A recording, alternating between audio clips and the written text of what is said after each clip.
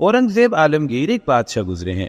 ان کے دور حکومت کا واقعہ ہے کہ ایک بہروپیہ ایک دفعہ ان کے پاس آیا اور اس نے آ کر کہا کہ بادشاہ سلامت، میں ایک بہروپیہ ہوں، یعنی میں مختلف لوگوں کا بھیس بدلتا ہوں.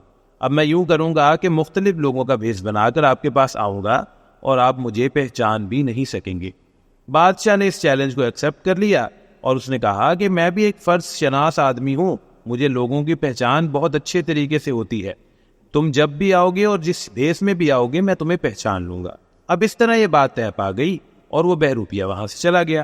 کچھ دن بعد وہ ایک بھیس بنا کر بادشاہ کے پاس آیا اور جب بادشاہ کے دربار میں داخل ہوا تو بادشاہ نے دیکھتے ہی اسے پہچان لیا.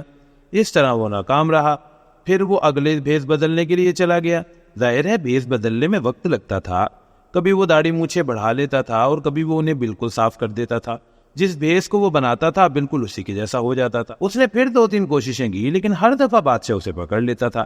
اس طرح وہ ناکام ہو رہا تھا اور اسے یہ ڈر بھی لاحق ہو رہا تھا کہ کہیں ایسا نہ ہو کہ بادشاہ مجھے نکال دے کہ یہ تو کسی کام کا نہیں، اسے تو کوئی بھیس بنانا نہیں آتا.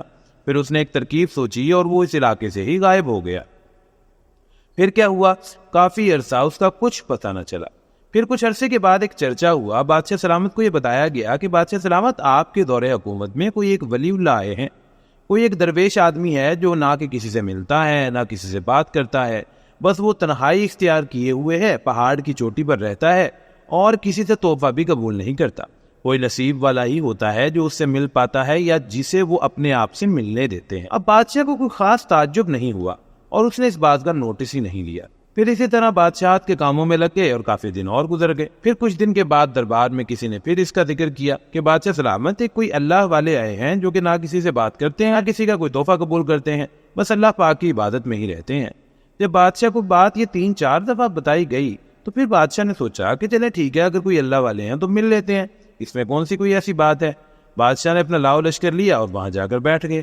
اب بادشاہ ان کے لیے تحائف وغیرہ لے کر گئے، یعنی جو رقم یا جو بھی، تو بادشاہ نے انہیں پیش کی لیکن انہوں نے لینے سے انکار کر دیا. اب بادشاہ کو اس چیز پر واقعی تعجب ہوا کہ واقعی یہ کوئی اللہ والے ہیں، کوئی اللہ کے نیک بندے ہیں جنہوں نے درویشی کو اس حد تک اختیار کر لیا ہے کہ انہیں دنیا کا کوئی لالچ ہی نہیں. یہ وہ مال جس کے پیچھے لوگ بھاگتے رہتے ہیں، اسے حاصل کرنے کی دن رات کوشش کرتے ہیں، اس درویش کو پرواہ ہی نہیں اور اس نے ایک دفعہ ہی کہہ کر انکار کر دیا. پھر بادشاہ اس کے پاس بیٹھے، اس سے دعائیں لیں. اس درویش نے بھی بادشاہ کو بہت سی دعائیں دی، بہت ساری نصیحتیں کی اچھے کاموں کی. اور اس کے بعد بادشاہ نے جب اجازت چاہی تو جیسے ہی بادشاہ پلٹنے لگے وہ درویش بھی اپنا کپڑا جھاڑ کر کھڑا ہو گیا. اس درویش نے بادشاہ کو سلام پیش کیا اور کہا کہ بادشاہ سلامت، میں وہی بہروپیہ ہوں، آپ سے کہا تھا نا کہ آپ مجھے پہچان نہیں پائیں گے. بادشاہ قدرے حیران ہوا کہ بھائی بات تو بالکل ٹھیک ہے، واقعی ہی میں نے تمہیں نہیں پہچانا. لیکن بادشاہ نے ایک بات کی کہ ٹھیک ہے تم درویش بنے تھے، لیکن جب میں نے تمہیں وہ تحفے اور وہ مال دیا تو تم نے وہ قبول کیوں نہ کیا؟ اس پر درویش نے بات کا جواب کچھ یوں دیا کہ بادشاہ سلامت، میں نے جو بھیس بنایا ہوا تھا ان لوگوں کی یہ عادت نہیں ہے، ان لوگوں کا یہ شیوا نہیں ہے کہ وہ کسی سے مال لیں، تو اس لیے میں نے اس شیوا کو پورا کرنے کے لیے یہ کام کیا. کچھ قصوں میں تو یہ بھی بتایا جاتا ہے کہ بادشاہ سلامت نے پوچھا کہ مانگ، اب تیرا کیا انعام ہے؟ تو اس بندے نے کہا کہ بادشاہ آپ کے اس تاج کے اندر جو ہیرا لگا ہوا ہے وہ مجھے دے دے. بادشاہ نے وہ ہیرا اسے دے دیا اور کہا کہ پھر آنا، میں تجھے اور انعام بھی دوں گا.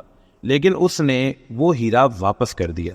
اس چیز پر بادشاہ حیران تو ہوا، لیکن اس انسان کو حقیقت اس قدر نظر آ گئی. اس نے کہا کہ بادشاہ سلامت دیکھیں، میں نے کچھ عرصے کے لیے اللہ والوں کا بھیس بدلا ہے، یعنی اللہ والا ہونے کی ایکٹنگ کی ہے، تو اللہ پاک نے ایسا کرم فرمایا کہ وقت کا بادشاہ میرے قدموں میں آ گیا. اب میں اسی بھیس کو مکمل طور پر اختیار کر لوں گا اور میں اللہ والا ہو جاؤں گا.